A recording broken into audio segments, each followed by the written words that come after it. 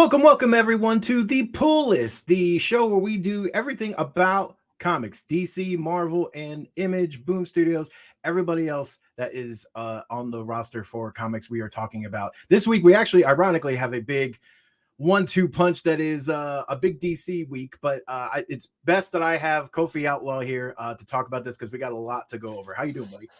I'm doing all right, Matt. How are you? Doing good, doing good. Are you excited? I'm excited. I'm giddy. Yeah, I'm yeah. so It's giddy. it's Thanksgiving week, and we have a lot to be thankful for this week in comics. We are getting a good release package, and it just so happens that we're on the DC side of the fence this week. That's nobody take that as a sign of bias, but Nah. like we just have two big DC books to discuss, and they are Superman number 8, and is it number 8? Yeah. Yeah, number 8. Yeah, number 8, and Wonder Woman number 3. So yeah, big things to talk about in both of these books. Both of them are should we just dive in? We're just diving in. Yeah, let's just dive into Wonder. Let's start with Wonder Woman number 3 because the way I Okay. framed this was because it just so happened, release weeks, you just never know, right? We've had whole discussions about Transformers. We just talked about Superior Spider-Man last week, and you can check those episodes out on the Comic Book Nation YouTube page as well as the main Comic Book YouTube page. And if you want to hear it in audio form, you can hear it on your favorite podcast platform of choice. But it's been a great run. For many years, it feels like we had the discussion in comic circles of one part of the Trinity, which was always Batman, Superman, and Wonder Woman. One part of the Trinity was like never on with the others, or sometimes like two of them weren't on with one. So it was always like Batman was up here. Typically, Yeah. Batman's had big successful runs, big creative teams, but sometimes it always felt like Superman was like supremely lagging behind, or it felt Wonder Woman wasn't getting enough shine. Sometimes the Batman books, right? Like, it always feels like they're not on the same level at any given time. And for Until once, now. until now, because Batman's had a run. We've if you've been listening to Comic Book Nation for the past year and a half, we've talked about a lot of different Batman runs, and Batman's been doing just fine. But then this last year felt like the year of Superman, and they finally kind of brought that character back, and he's hitting on all cylinders.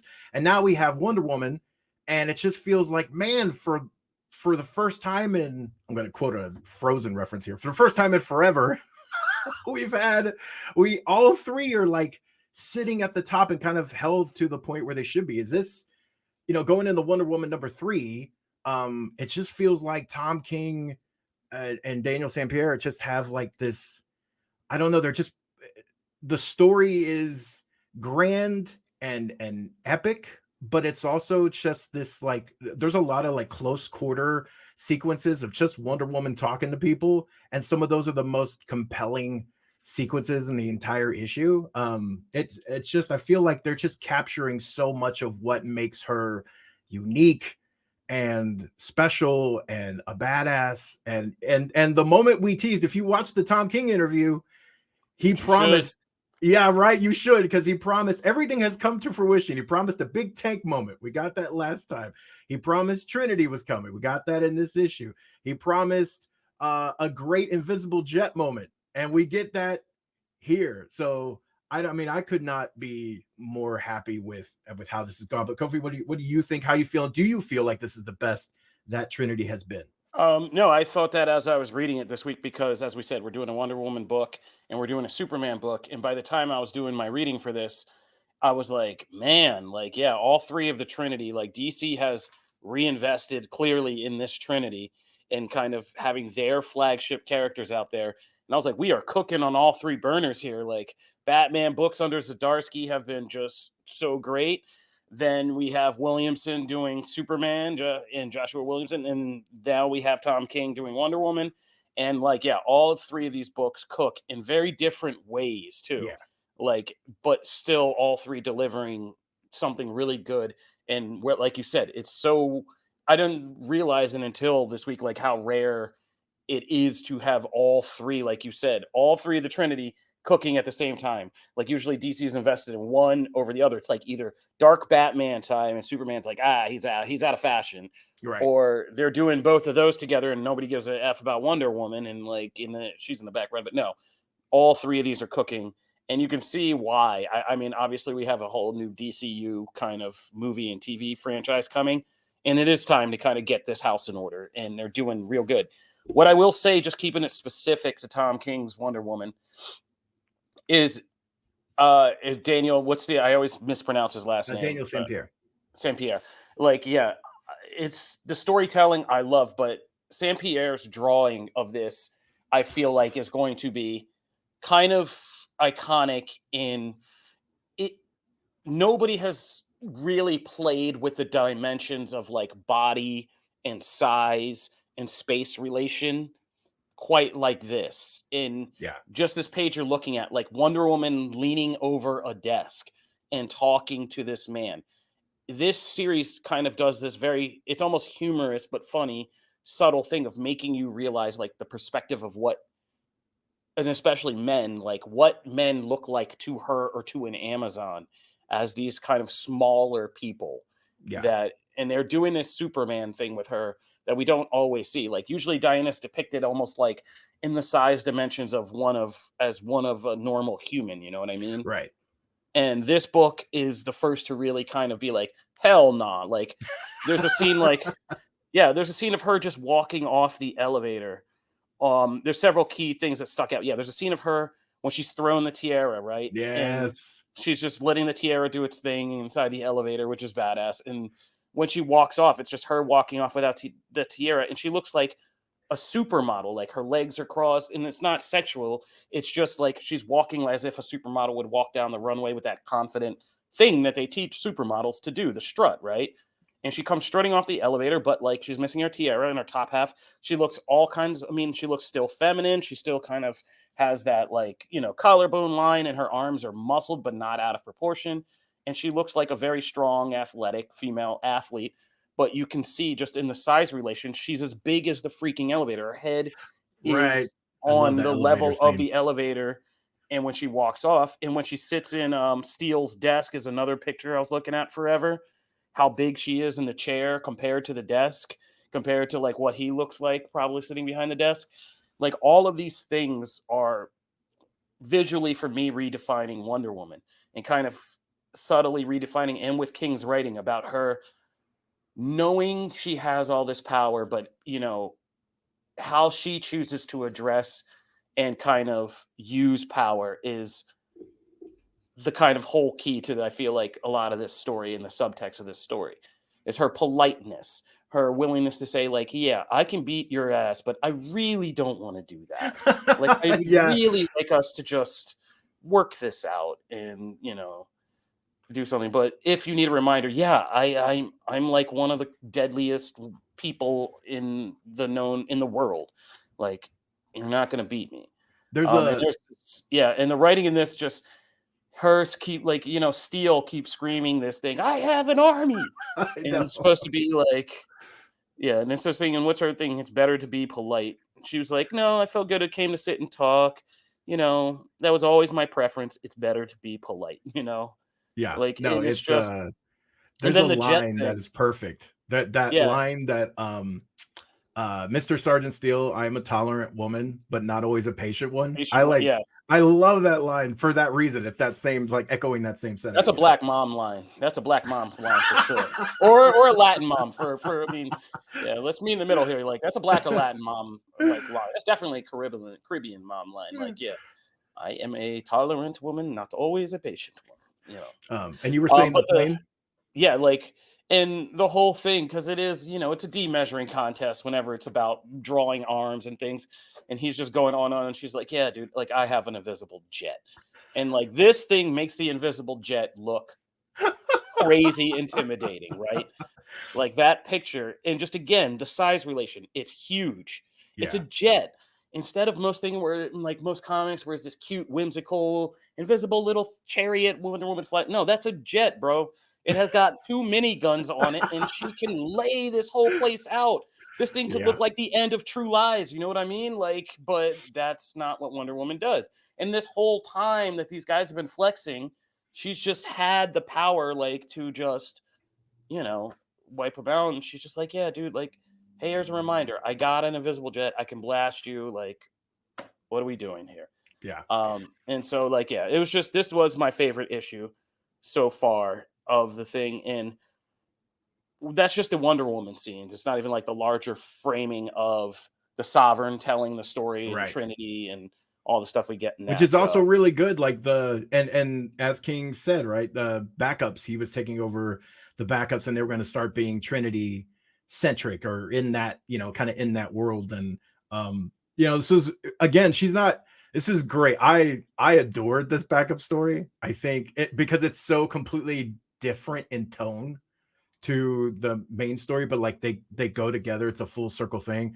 But I'm sorry, like having her having Damien like have to take care of this little toddler, like, just echoes to my life right now, right? Like that's where we are. So we're in yeah, Toddlerville, exactly. right? So it was, I'm gonna be Wonder Robin, and like I don't want to eat it because it has crumbs, and like all the little things of like them adventuring together. I'd read that book every month. I Yeah, would I buy mean, and that book every month. shout out to Tom King for being able to like, because people always say, he can get a little flack for like writing these very kind of, intense, hard-boiled, noir-ish kind of things. But this book alone just shows the range that he could play with. Because yeah, young super friend Trinity is it's cute, it's adorable, and it's actually like you said, it's relatable if you're a parent, and it's funny. And it's also funny because again, it's the context that this is like Wonder Woman's kid, so she's pretty powerful. She's not just like this average little girl.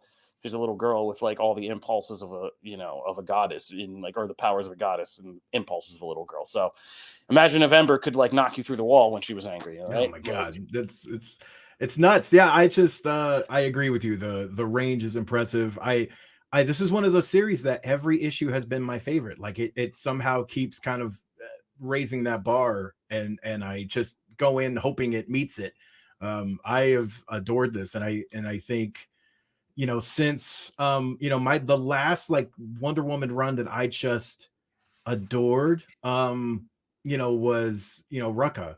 And mm, I, and there have been great runs since as well, but like that was the last run that like really just like I just could not get enough of that run. And this is right there with it. I've in 3 issues in, so I think that's just, high praise. And moving over to well, I just it, got one before we move over. I know that yeah. was a perfect segue, and I'm sorry to ruin it, but two final thoughts. Just two final thoughts.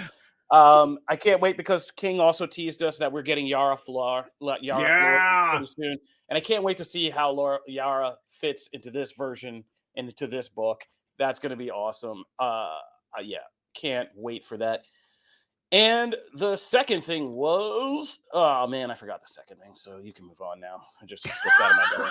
Well, if you It remember. was it was like a really important insight. It was really good, but no, I just forgot it. So Well, if you think about it, yeah. pop in, because the thing about this is these 2 issues really go together in our main topic anyway. Oh, It's just that's it. because Yes, there it okay, is. Got it. I was gonna say, yeah, in seeing these last two issues, it's even wilder to me that they took that big swing with the first one. Like, right, yeah, because that one, that was even a bigger risk, and people were kind of split. But after seeing these two issues, like, I'm just like, man, you guys were nuts. But good to take a risk, and you really, I mean, and especially what you knew what you had cooking coming after, right, so that's yeah. good. And I second your Yara. I am so excited for her to mix in with this group, and excited to see how, just because of the angle it's taken and the approach. It's been a very, Diana focused story. So for them to bring in another Amazon in, especially one with her personality, I'm very excited about that. And it is a family affair over in the Superman books, which is brings us to Superman number 8, the Chained.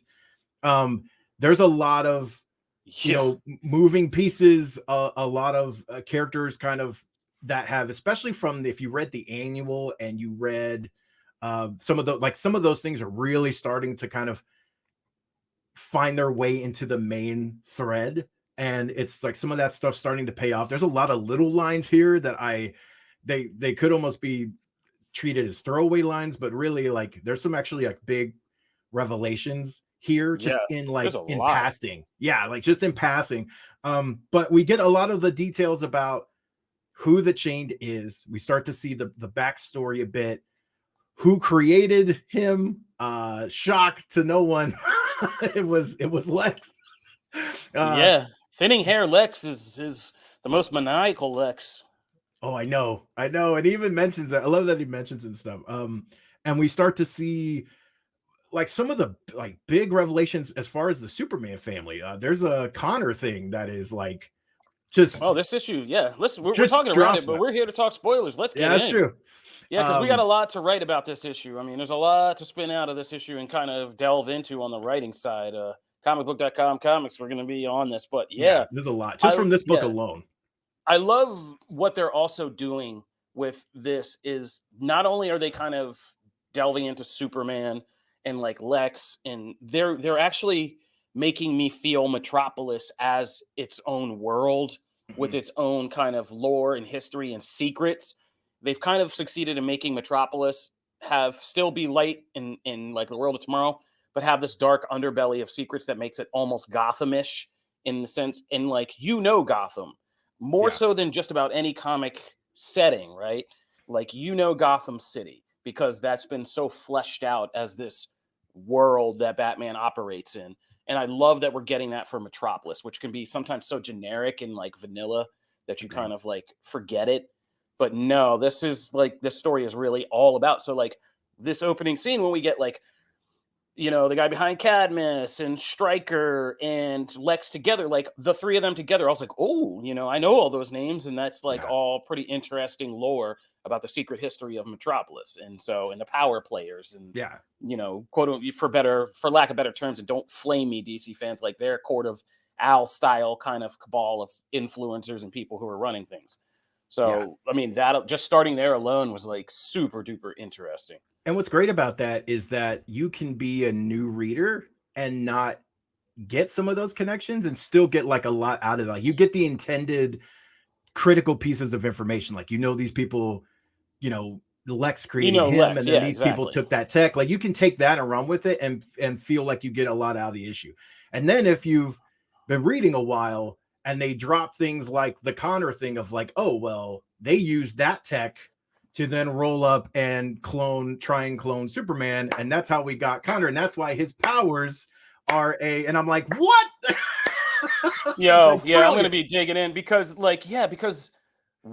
that was my slow clap for. I always give a slow clap when comic creators come back and retcon something that was silly as hell to begin with, and they actually make it make sense in a Yeah. compelling way. And this is probably one of the most masterful like retcons of a stupid ass '90s thing, right? Like the whole Superboy having like coming out and being like, I am Superman, but wait, no, I'm not. And I use telekinesis and not superpower. It was just like, that was such a 90s thing. And They then you just wanted find to make out, him different. Yeah. exactly. And then you find out, he's part Lex, and still you're like, but that doesn't explain the psychic stuff. Like, where does that all come into play? And so now this actually is a compelling story that connects to the silly lore, but deepens it in an awesome way. Like, yeah, they stole it from Stryker's son that Lex created and gave him a watered down version. So it's like, yeah, Lex couldn't really create Superman, so he just made this like weird hybrid thing. And so, that's it again, just when I read that, I was just like, I can't believe I care about Superboy's tactile telekinesis again. Right. It was great. And then they work it in. They also work it when they talk to about Farm and Graft, and Farm and Graft are they're Yeah. having that discussion about them. They slip in that, yeah, like, that they've been messing with Metallo, they've been messing with Parasite, they've been messing with Livewire, Yeah. but then they slip in, Marilyn. yes, Yeah. and they're like, oh, and she's debuted, but like we still have so many questions about her. But now we know that she's a, what seems like anyway, a former person that was meddled with by them or under their control. Like, that adds a whole new layer to her, and we haven't even gotten that full story. So they just do so much seeding throughout the whole issue, and then it's just like, it's great action. The having having Lex work with what he knows. He's a genius, but at the time, that was a long time ago. And so of course the thing he worked in as a backdoor involved kryptonite, right? Yeah. Because Superman's face is great. It's like, Yeah. He's you like, did. oh, he's like, you did.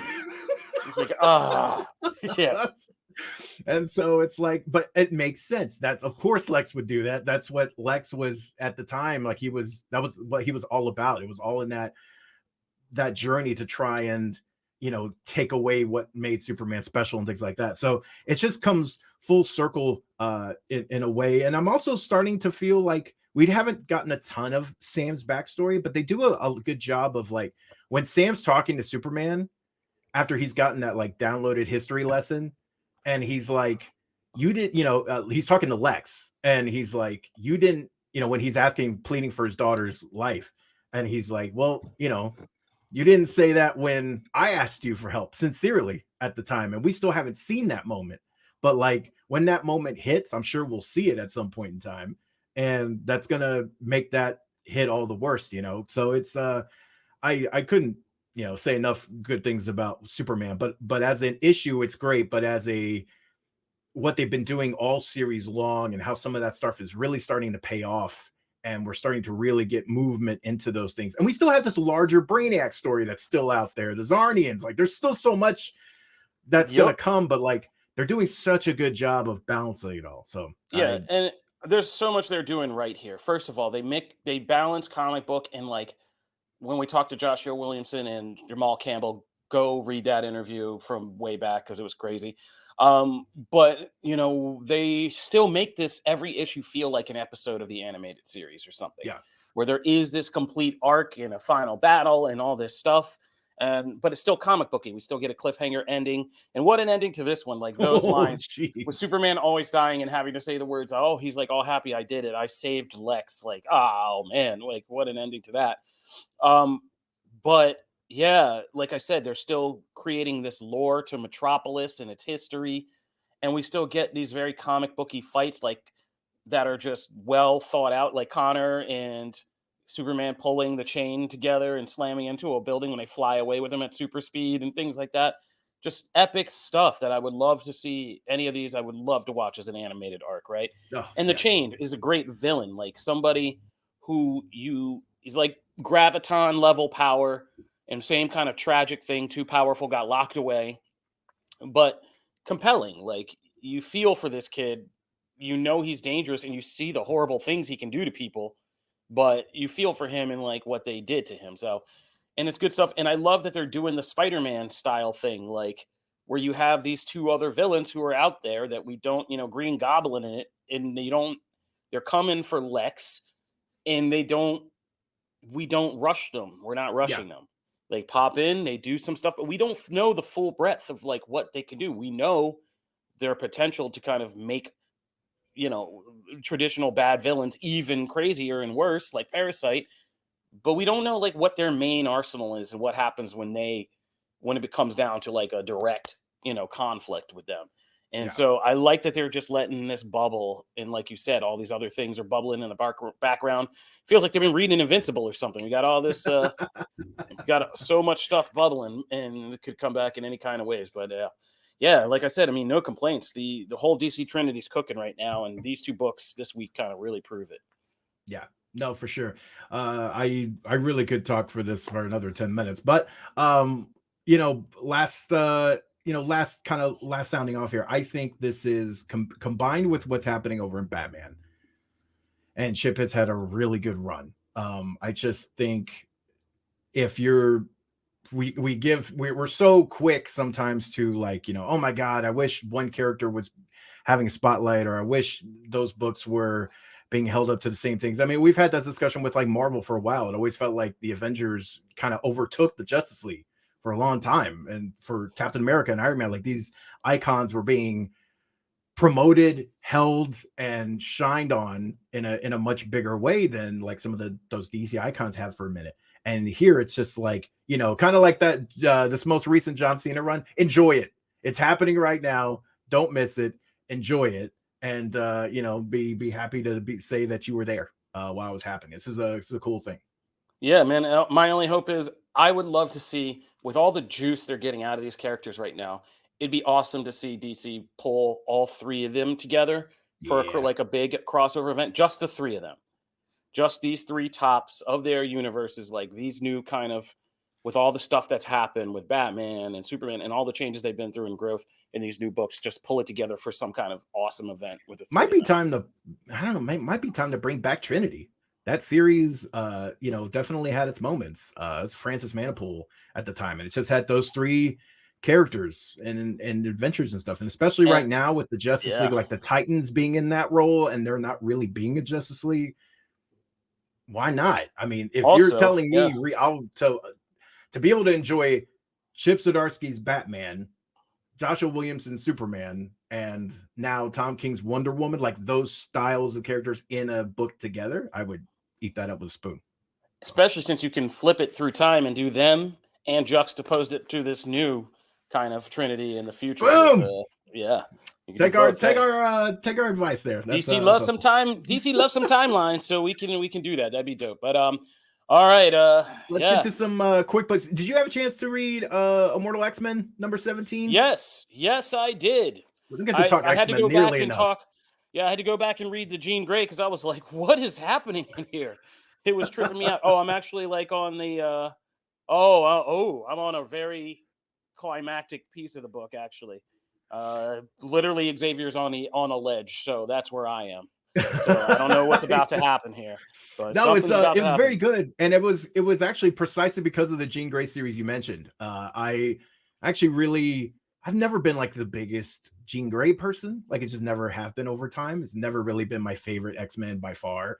But I gotta say, I really enjoyed what they did with that series, and that recently had its final issue or whatever to kind of wrap things up, but also very much set the character on a very intriguing new path, and we're kind of have a lot of questions still, but the character felt complete after a while of being fractured. And I think that was one of the biggest reasons for the series. And so coming into this, that's actually what excited me most. I'm really intrigued by what they're doing with her as a character. And I think when they can make her and Cyclops and some other key X-Men characters interesting, the X books are at their best. I think they're at their Yeah, best when they have those. Um, yeah, agreed. And uh, then I Go always ahead. love Jean Grey. No, I was just gonna say I always love Jean Grey as a character, but I don't always love what they do with her. It's like Scarlet Witch for me. Oh, that makes sense. Yeah, maybe I should have said it that No, that's good. way. But That's a anyway, better said. I don't mean to diss the character because Jean Grey's great, and there are some runs and some iterations of her that I really like. I just it's always kind of hit and miss for me, but when they really find an interesting angle for her, I thought the Krakoa season of things did a lot of good work in that regard. I thought to me, she's been the most interesting in the Krakoa era than she had been in a lot of other things. And then speaking of Batman, we're gonna move to Batman Offworld, number 1, which if you haven't checked it out, there is a full interview. We got to talk to Jason Aaron all about the book and his upcoming Superman story as well, which will feature Bizarro. So that is coming over in Action Comics. So you can check that out on the Comic Book Nation YouTube page. And I'm not sure if that one's on audio form, but I know it's on the YouTube page. But this one takes Batman to a completely different place. This is very much, he kind of pitched it as this is year 1 era Batman. And this is him realizing that, he's doing all this work and he's trained, as we saw in The Night, he's trained across the world and learn from all these people to take care of Gotham and to protect Gotham. But when you're when you're then challenged by extraterrestrial beings, that none of that stuff necessarily, like half of that stuff is thrown out the window and you're not ready for that kind of threat. And so this is really him being put on that platform for the first time and trying to figure out how to be a Batman to people who literally don't know what a Batman is. Don't know what a bat is. It's interesting, and it's a good issue because it very much, you're not used to seeing Batman like not off his game, but literally like his weapons of choice and stuff just don't have an effect. It's not that he's um intimidated in any way. It's literally that, like, these people just shrug off batarangs and they don't deal with, all his little big overpowered electrical gauntlets and things like that don't have the same effect. So it's really interesting seeing him on that platform in space, in the cosmos. And also they're doing a lot of stuff with the various like different species and stuff of the DCU cosmos. So it's cool how that's getting worked in, because we are very much not in Gotham. Did you read this one or not? I can't remember. No, I didn't. It's interesting. It's not appeals. I mean, I might check it out. And then we're gonna move into, I'm just trying to figure out what I have there. Captain Marvel #2. Woo! Yay me. I'm very excited about this. This was when we talked about the first issue. This book had very much taken, like, if you were seeing the advertising for the Marvels, it was like, oh, okay, well, we're doing some of the, moving in and out of places that we're kind of taking some of that theme, and we're using it here as well, tied to the Negabands. And my worry was that it would feel too much like, oh, okay, this is literally like MCU Captain Marvel. Like, we're going to have that for the first arc, and it's going to feel like a tie-in to the movie, and it's not going to feel like its own thing. And I was worried about that. And in the second issue, that a lot of that gets taken care of. Like, it's kind of like, okay, like my mind gets put at ease, because Yuna as a character is just not at all really what Kamala or Monica are. And the relationship that they have between the switching places, there's a lot of other things that are put in place that it's not like this constant frenetic switching thing. They can only, there's certain boundaries to what they can do, when they can switch, for how long, and also the why of the Negabands, and like how they're bringing in the Captain Marvel history and things like that to deal with this is interesting. And also I love the artwork. I love the new costume. The costume rules so much, but I think they're doing enough to like separate it from the movie, so it didn't feel like this kind of obvious, like, oh, we're just doing the movie again. I didn't want that to happen, so I was happy with that. And then last but not least, of course, I'm going to talk about Power Rangers, because that's what I do. Mighty Morphin Power Rangers number 114, Darkest Hour. They have continued to really push the ball forward, and every issue I feel like we're going to kind of turn the corner, like things get worse, and it actually continues to surprise me. But the fact we've brought in all these Rangers, Hyperforce is now like really a part of the story, and that's amazing for me, because everyone knows I love Hyperforce. So I'm really enjoying this a lot. I am intrigued to see when we do turn the corner, because doesn't feel like things can get much worse, but they keep surprising me. So that's our rapid fire reviews. Kofi, do you want to touch on anything before we head out? No, I'm good. Sweet. You can check us out every week right here. We will be here on Wednesdays, New Comic Book Day Wednesdays, talking about all the comics. We'll be back next week. Until then, though, have a wonderful Thanksgiving, everybody, and catch us when we come back.